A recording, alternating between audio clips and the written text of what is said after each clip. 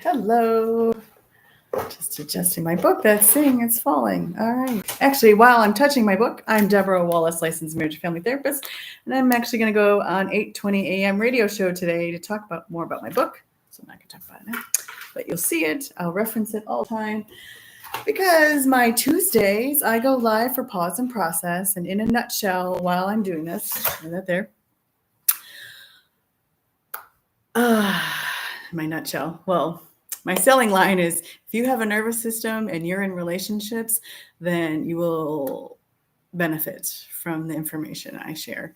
And I could really go on forever. I really love talking about our nervous systems, our minds, our bodies, and how we can help each other feel safe, seen, soothed, secure. Because ultimately, that is what leads to a healthy nervous system and improves well-being and so many things at all. As well, I do Tuesday to talk about politics as initially when this administration took over. My mother then landed in ICU for 3 weeks with flesh-eating bacteria. And so on top of having to wrap my head around what was happening in America, and we've all come from years of a pandemic, and there's 2 wars going on. And so I wanted to create an intervention that will give a gift of space because all negativity comes from a state of stress, unmet needs, and lack of skill. And any stressor can potentially turn into trauma, but there's so many things that are traumatic. And trauma is anything that happens too much, too fast, too soon, that's overwhelming for our unique nervous system.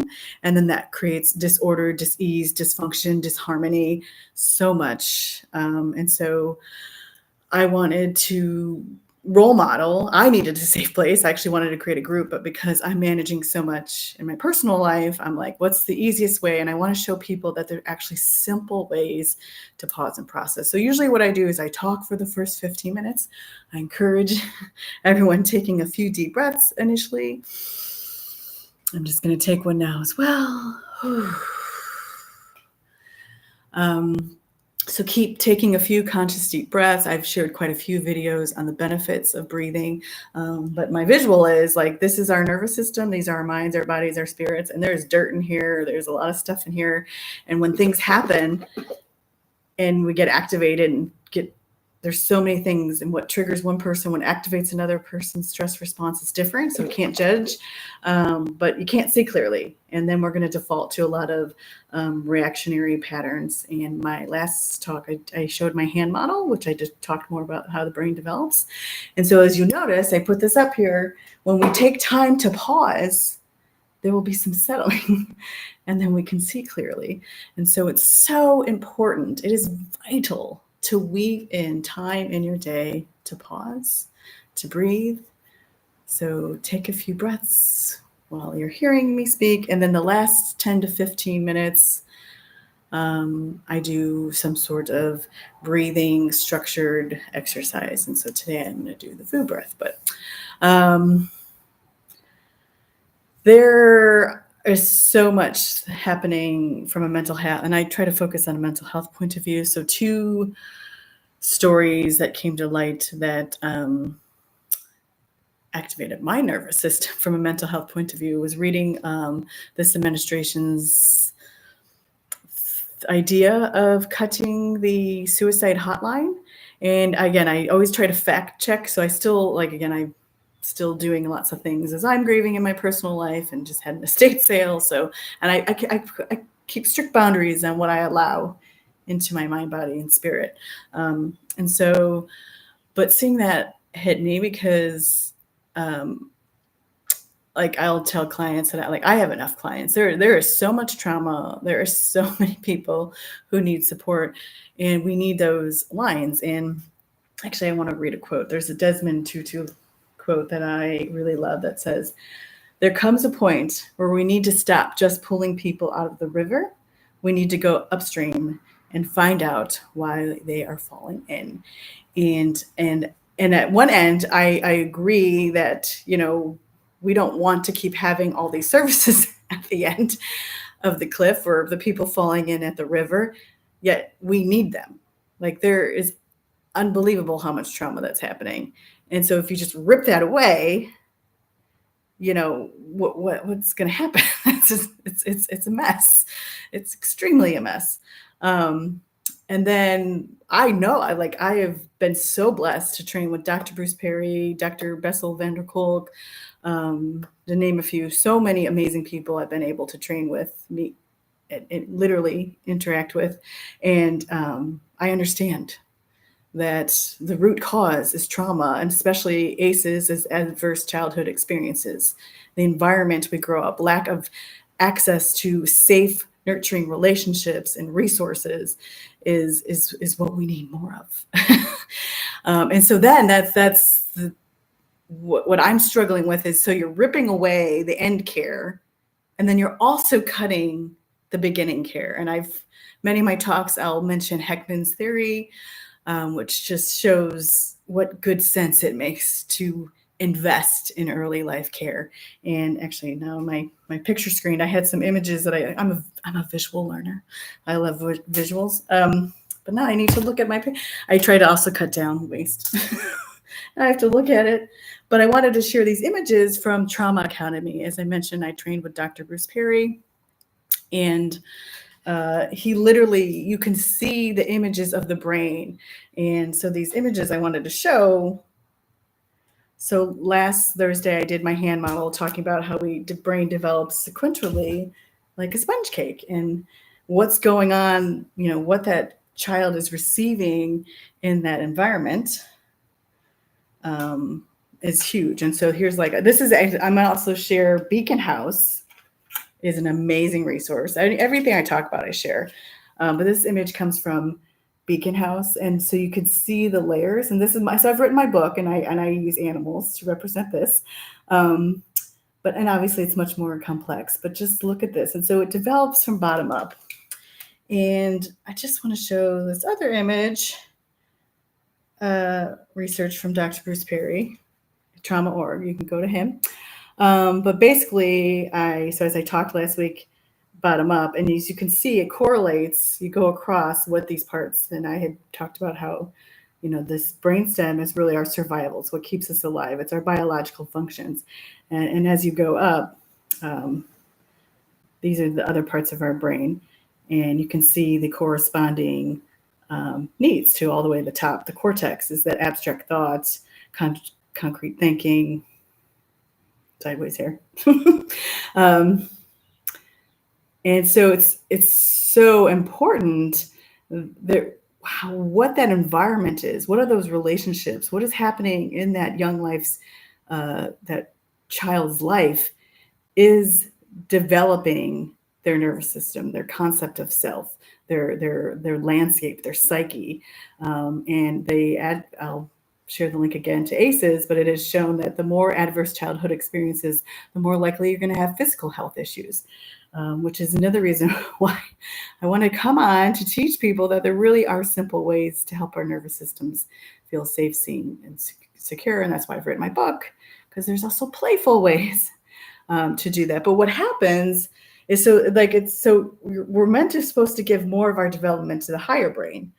However, this is what ends up happening with developmental trauma. So a healthy brain, the survival part will be smaller because your needs are met. Whereas when there's been trauma that happened in the young brain, their brain is going to be more wired for survival.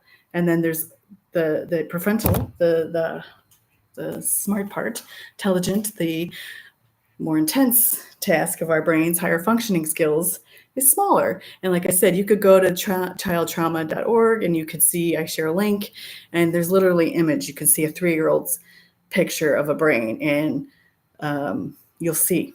It's just so obvious. And so it just extremely disturbs me that these programs, and then, I could go on and on about families. Like, families need more security. They need more support so that they can raise these young children and be able to be home, because the parent-child relationship is the best intervention, which is why I created my book to be something you do together, so that it's bonding. It's your relationship and its consistency. and being able to respond in ways that help you feel safe, seen, and secure. And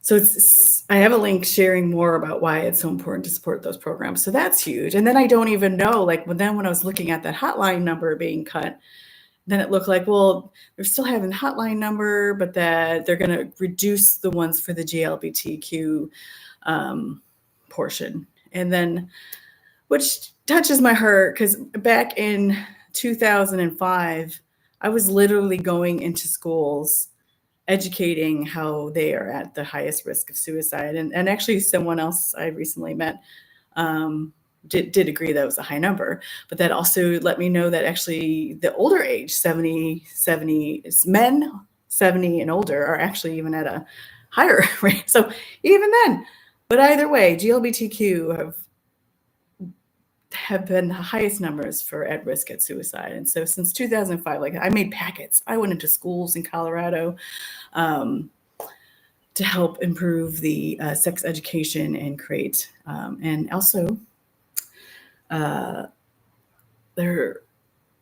we need, actually, there was another article I recently read that was disturbing. Was some had decided to cut the word out of consent out of the sex education course, which, oh my goodness, as a survivor of sexual abuse, and it is just mind-blowing what this administration is doing on a daily. And I will say there are, we do need change, 100%.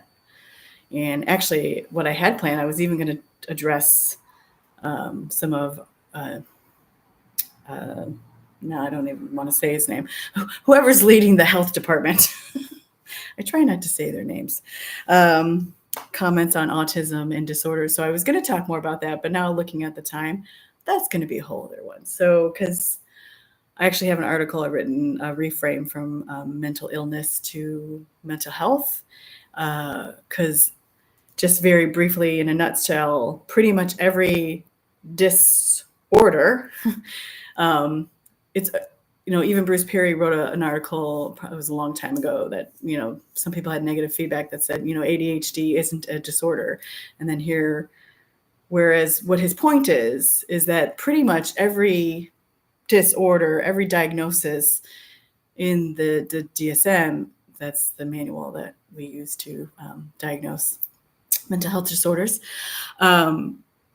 is really like, it's kind of like a crapshoot, like depending on where that you did not feel safe, seen, soothed, and secure, where you weren't getting your needs met in that hierarchy, in that development of your nervous system, because my master's is human development and family studies. So there is a norm, there's a bell-shaped curve. Of course, there's always outliers. Everything's on a continuum. Yet depending on when you didn't get your vital needs met, when you weren't feeling safe, seen, soothed, secure, and where you are in your development, then you have stress responses and that are going to kick in and take over. And so technically your nervous system is actually responding appropriately to the environment and the context. So it's not necessarily a disorder. It's actually responding appropriately to chaos, to violence, to not being fed. Like, it's just unbelievable how off in America we are, and being so rich and having so many resources, how much is not going to where it needs to go. And so that is, I could go on. It's really alarming to me to see what this administration is doing, and even using the words that they want to traumatize the system. And they are indeed causing much more trauma to those who are more vulnerable. And as a therapist, my job is to be a voice for the voiceless, which actually why I'm going to do the Voo Breath today. I know what it feels like to be silenced and being afraid to speak up, which is another reason why I want to come live. So to share my perspective, because it's it's not black and white. Again, there's value and there's points of views that make sense on all sides. And I like to synthesize the information to kind of show that sweet spot where yes, we do need change, yet there's ways to implement change that are respectful, empowering, nurturing, and we need empathy. That's another big one that's been said about let's show it off. We need empathy. It is not weakness. Caring is a good thing. And we are wired to be in relationships. So I'm going to take a lovely, and I invite you to take a few breaths with me.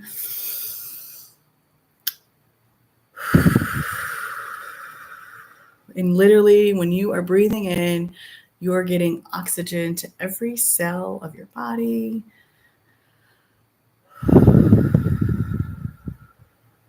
And it's important to take at least 3 or 4 conscious deep breaths when you do this.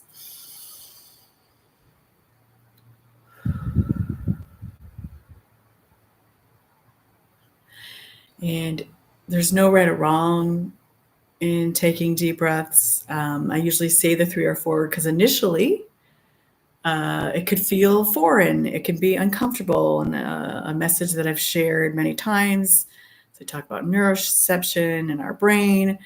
Anything new, different, unfamiliar will initially be perceived as a threat to your nervous system. And so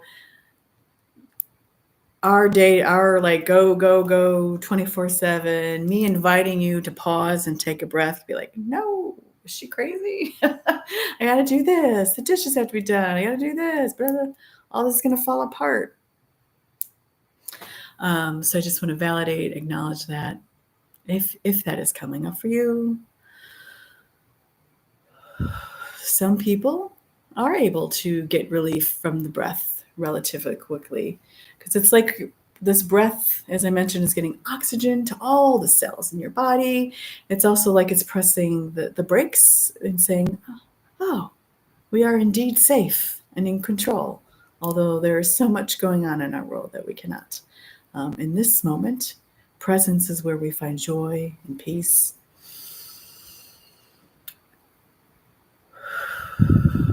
So just noticing sensations, thoughts, feelings, sensations that are coming up for you. I talk a lot about mindfulness. Mindfulness is about being present in the particular moment without judgment and curiosity. So I thank you for being curious and listening to my tidbit. Please feel free to ask questions, give me any feedback. I love feedback. And so now I'm going to have us do the Voo Breath. Now the Voo Breath is, previous talks I talked about somatic therapy. Soma means in the body, because our body, there's also a famous book by Bessel van der Kolk called The Body Keeps a Score. What we don't process will get stuck in our bodies and cause a lot of disease, dysfunction, disharmony. And so Peter Levine has this breath that where you're going to breathe in, just normally breathe in. Don't overexert, just breathe in. And then on the exhale, you're going to say voo. And you want the voo to really come from your gut to your stomach. And this, in previous talks, I talk about the vagus nerve.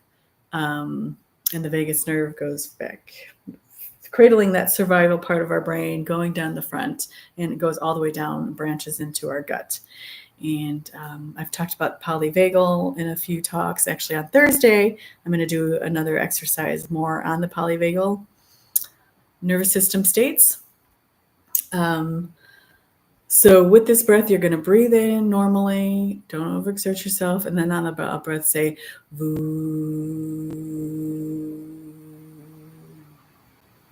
You're going to go like as long as it feels comfortable to go out. And so you're actually activating the gut, the receptors in your gut with this Voo breath.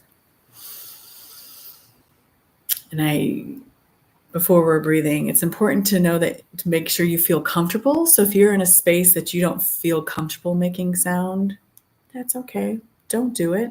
and maybe when you're in the shower or next time you're alone somewhere, you can try it. So just listen if you're not in a safe place. And it's very common that many can feel self-conscious when you're making sound. So I'm going to do a few more. So just breathe in casually.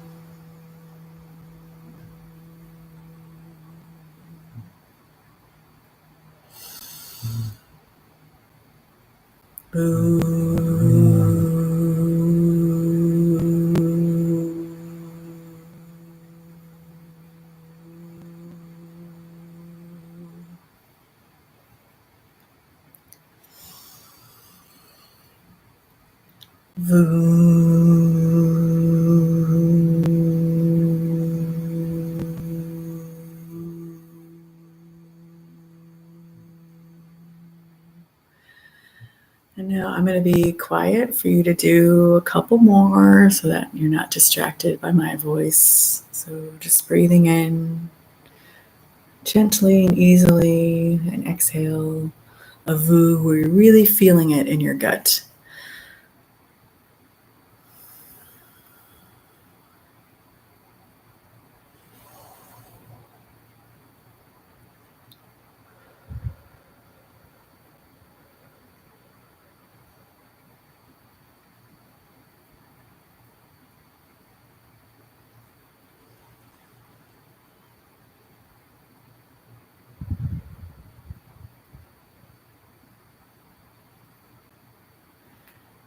And as I mentioned, there's no right or wrong in this space. And I just want you to kind of scan, because I had you check in with your body a little bit earlier. And in my book, when I have sensations, elicit sensations, you can also Google different sensations. But, maybe at the start, as I was talking about some heavy topics and you are into your day. Hopefully I plan these around lunchtime. So you've probably had a half day full of demands and work and pressure.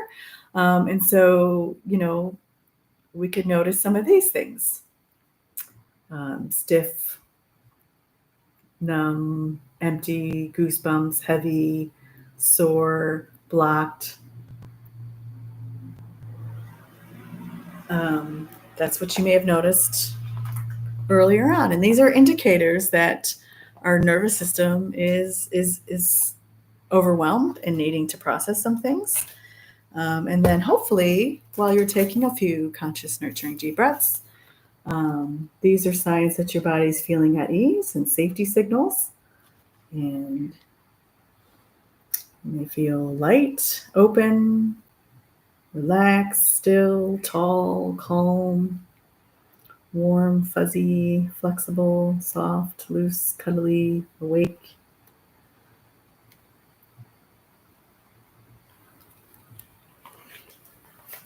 There's no right or wrong. Every body is different.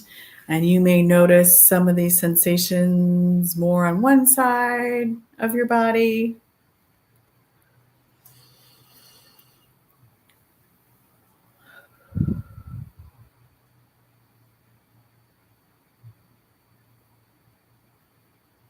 And it's also not uncommon, which is how come I'll put a disclaimer on all and most things that I share, that as you take time to pause, especially even Peter, I have a video that I'm going to share that Peter Levine is speaking about it. He actually did this video during COVID time. And so you'll hear some stories about that. But he walks through the Voo Breath, and that it can bring unprocessed traumatic material or disturbing events, because now that you have paused, so it's not uncommon for maybe an image or a memory or a feeling that's bigger to come up as you're doing that Voo Breath. And if so, I highly encourage you that you find a friend that you trust, or anyone in your life you trust. I obviously I'm biased towards mental health professionals. I'm an LMFT, meaning licensed marriage and family therapist. That what shows the best outcome for therapy depends more on your rapport with that that provider, that mental health provider. So whoever that is, whatever their degree is, I encourage you to check them out. Make sure it's a good fit. I really promote trying out.